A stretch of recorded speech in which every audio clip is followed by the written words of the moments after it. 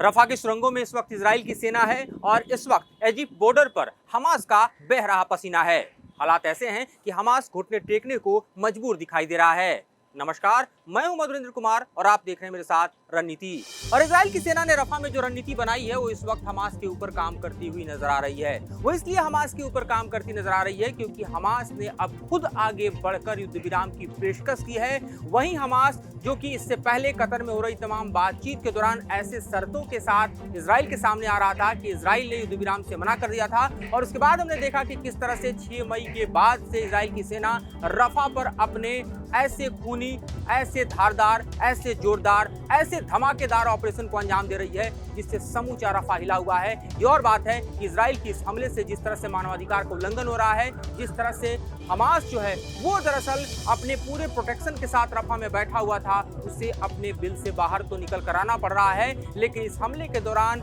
जिस तरह से शरणार्थी शिविरों में लोग मारे जा रहे हैं, आम लोग मारे जा रहे हैं, खास तौर पे महिलाएं, बुजुर्ग और जिस तरह से बच्चे इस हमले का शिकार हुए हैं, उसके चलते दुनिया की नजर इस वक्त रफा पे टिकी हुई है। ऑल आइज ऑन रफा, ये ऐसा कैंपेन है जिसके जरिए हमने देखा कि तमाम दुनिया की जो सेलिब्रिटीज हैं और ऐसे देश जो कि इजराइल के मित्र देश हैं वो भी अपने आप को लेकर सामने आए। लेकिन इजराइल ने ऐसा जवाब दिया कि सबकी बोलती बंद कर दी। इजराइल ने कहा कि तब आप कहां थे जब 7 अक्टूबर की घटना को हमास ने अंजाम दिया? तब आप कहां थे जब इजराइल जो है वो अपने लोगों को खो रहा था, अपने लोगों को देख रहा था कि किस तरह से हमास के आतंकी उसको बंधक बना रहे हैं? तब आपकी आंखें क्यों बंद थी? ये दरअसल बहस तो सोशल मीडिया और मीडिया का हिस्सा है, लेकिन रफा की जमीन पर आप देखिए तो समूचा जो फिलाडेल्फी कॉरिडोर आपको दिखाई देता है, उस कॉरिडोर पर जिस तरह से कब्जा कर इस वक्त जो है इजराइल की सेना ऑपरेशन को अंजाम दे रही है, उससे इजिप्ट भी हिला पड़ा है। मिस्र इसलिए हिला पड़ा है क्योंकि ये वो इलाका है जहां से दरअसल पूरी कनेक्टिविटी गजा और लैंड बाउंड्री से देखें तो इजिप्ट स्टैब्लिश हो रही थी और इस बॉर्डर को पूरी तरह से काट कर इजराइल ने इस पर अपना कब्जा कर लिया है। एक बफर जोन क्रिएट कर लिया है जिसके चलते जो लाइफ लाइन है दरअसल हमास की, जो कि इजिप्ट की तरफ जाती है, टनल नेटवर्क के जरिए जाती है, ऊपर देखिए तो लैंड बाउंड्री के जरिए जाती है, वो पूरी तरह से इस वक्त जो है डिटैच हो चुकी है। और इसका खामियाजा हम देखें तो इजिप्ट और इजराइल के संबंधों पर भी दिखाई दे रहा है क्योंकि दोनों देशों की सेनाएं कई जगहों पर आमने सामने टकराई हैं जिसमें इजिप्ट के भी कुछ सैनिक मारे गए हैं। और इस वक्त के हालात ऐसे हैं कि तकरीबन 1.5 से 2 किलोमीटर के लंबे लंबे सुरंग जो हैं उसमें इजराइल की सेना घुस रही है। वहां पर खास तौर पे आप देखिए तो जो हमास के हथियार हैं, हथियारों का जखीरा है, उसको नष्ट कर रही है, उसकी वीडियो रिलीज कर रही है। तकरीबन अब तक 20 से ज्यादा जो हमास के टनल नेटवर्क हैं जो कि इजिप्ट बॉर्डर पर है, जो कि रफा से इजिप्ट के बीच कनेक्ट करते हैं, उसमें इजराइल की सेना घुसकर ऑपरेशन को अंजाम दे रही है। और यही दरअसल इजराइल का सफल ऑपरेशन है जिसमें भले ही मानवाधिकार का उल्लंघन दुनिया के सामने हो, तमाम लोग जो हैं वो एक हमले में 35 और एक हमले में 25 की संख्या में मारे गए हों, जिससे पूरी दुनिया इस वक्त देखें तो आंदोलित नजर आ रही है। लेकिन दबाव के भीतर न आते हुए इजराइल की सेना ने ऑपरेशन को जारी रखते हुए हमास को घुटनों पर तो जरूर खड़ा कर दिया है। जिस तरह से हमास इस वक्त युद्ध विराम के लिए तड़पता हुआ दिखाई दे रहा है। हमास की ये तड़पती हुई नस जो है उसे पकड़ने में इजराइल की सेना को इसलिए कामयाबी मिली है क्योंकि दरअसल अगर ये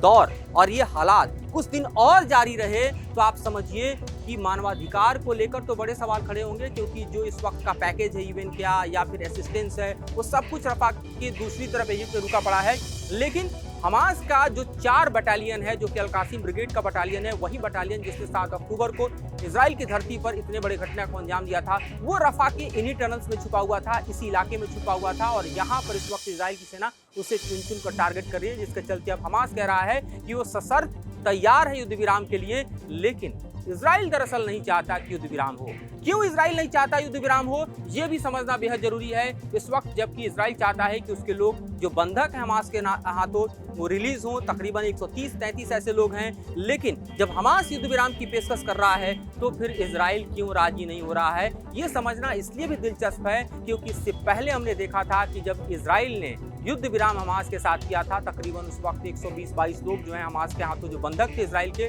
उसे छोड़ा था। लेकिन बदले में खूब सारे आप देखिए तो एक के बदले 5 जो है कैदी इजराइल की जेलों से हमास ने भी रिहा करा लिए थे और वो भी दरअसल हमास की ताकत को ऐड ऑन कर रहे थे, जैसा कि वेस्ट बैंक में उनके ऑपरेशन के जरिए दिखाई दे रहा है। लेकिन इस बीच हमास को दरअसल अगर युद्ध विराम की नौबत में लाकर इजराइल खड़ा है और उसकी शर्तों को मानता है, तो ऐसा इजराइल को लग रहा है कि अगर युद्ध विराम हुआ तो फिर एक इतना बड़ा गैप हमास को मिल जाएगा जिसके चलते वो खुद को तैयार कर सके। जबकि ये हालात ऐसे हैं जब ईरान अपने राष्ट्रपति को खोने के बाद हमास और अपने जो प्रॉक्सीज हैं उनको बहुत ज्यादा ऐड ऑन नहीं कर पा रहा। अपने राजनीतिक संकट में इस वक्त ईरान फंसा हुआ है। इब्राहिम रईसी की मौत के बाद हम देख रहे हैं कि किस तरह से ईरान अपने चुनावी प्रोसेस में गुजर रहा है और इस वक्त हम देख रहे हैं कि हमास हिजबुल्लाह सहित हुती के लिए संकट की स्थिति यह है कि जिस तरह से IRGC उनको सपोर्ट दे रहा था, अब इब्राहिम रईसी की मौत के बाद नहीं दे पा रहा है। और इस मौके का फायदा भी बेंजामिन नेतन्याहू उठाना चाहते हैं, क्योंकि नेतन्याहू को पता है कि होम ग्राउंड पर वो काफी वीक हैं। उनकी जनता उनके खिलाफ विद्रोह कर रही है, उनसे सवाल पूछ रही है, उनसे जवाब मांग रही है, अपने लोगों की रिहाई की मांग को लेकर उनसे इस्तीफे तक की मांग कर रही है। और ऐसे में इजराइल की सेना के सामने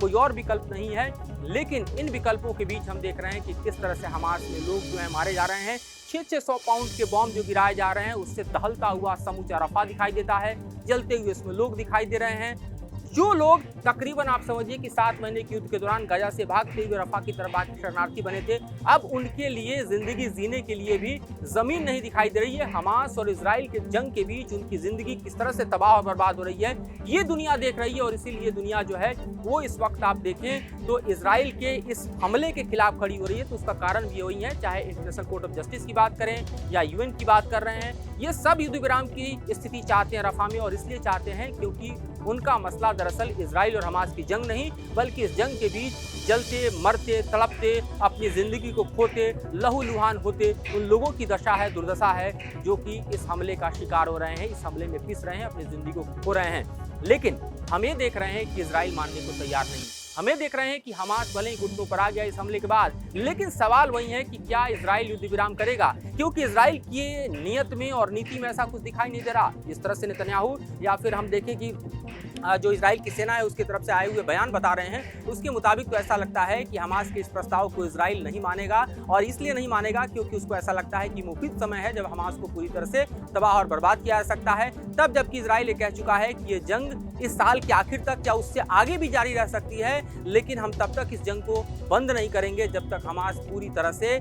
गजा की जमीन से खत्म नहीं हो जाता, साफ नहीं हो जाता। तो ऐसी स्थिति में आप समझिए कि तकरीबन अब हालात कुछ इस तरह से मजबूर दिखाई दे रहे हैं, जहां पर ये देखना होगा कि इजराइल और हमास के जंग के बीच किस करवट ये पूरा का पूरा हम देखें तो युद्ध बैठता है। क्योंकि अगर इजराइल लंबे समय तक इस जंग को खींचता है तो जाहिर तौर पर उसे सफलता की उम्मीद है, जबकि हमास को ऐसा लगता है कि ये जंग लंबा खींचता है तो उसके लिए बड़ी मुसीबत है, क्योंकि बैकअप ईरान से भी नहीं मिल रहा। इजिप्ट का बॉर्डर कट चुका है, फिलाडेल्फी का कॉरिडोर जो 14 किलोमीटर का है उस पर आप देखिए तो समूचा कब्जा इस वक्त इजराइल का है। उसके सुरंगों में इजराइल की सेना घुस चुकी है, उसके जखीरों को तबाह कर रही है, और ऐसी स्थिति में वो लंबा सस्टेन कर पाए ये कहना मुश्किल है। लेकिन सवाल इसी बात को लेकर है कि क्या वहां पर मर रहे लोग, तड़प रहे लोग, अपनी जिंदगी को खो रहे लोग, जिस तरह से वहां के टेंट में और शरणार्थी शिविरों में तबाह हो रहे लोग हैं, उनकी जिंदगी की हिफाजत के लिए जो इस वक्त अंतर्राष्ट्रीय कंसर्न है, इंटरनेशनल कंसर्न्स हैं, वो इजराइल पर इतना दबाव बना पाएगा कि इजराइल हमास के साथ युद्ध विराम कर पाए। क्योंकि इस वक्त हम देखें तो अमेरिका सबसे ज्यादा बैकफुट पर खड़ा है, क्योंकि इजराइल के पीछे अगर सबसे बड़ा किसी का सपोर्ट है तो अमेरिका का है, और बड़े सवाल उसके ऊपर भी खड़े हो रहे हैं। तो देखते हैं आने वाले वक्त में किस करवट बैठता है ये युद्ध, और क्या लोगों को राहत मिलती है, या फिर ये भी हो सकता है कि इजराइल अपने फैसले पर अड़ा रहे और आने वाले दिनों में और ज़्यादा तबाही और ज़्यादा बर्बादी देखने को मिले। इस बीच भारत का बयान भी हम कहें तो दर्ज करना काफ़ी जरूरी है। भारत ने कहा कि जिस तरह से मानवाधिकार का संकट खड़ा हुआ है, भारत चाहता है कि जल्द से जल्द युद्ध विराम हो, और इस बाद भारत ने फिर से एक बार अपना बयान जारी किया है, जिससे आप समझ सकते हैं कि ये कंसर्न सिर्फ ना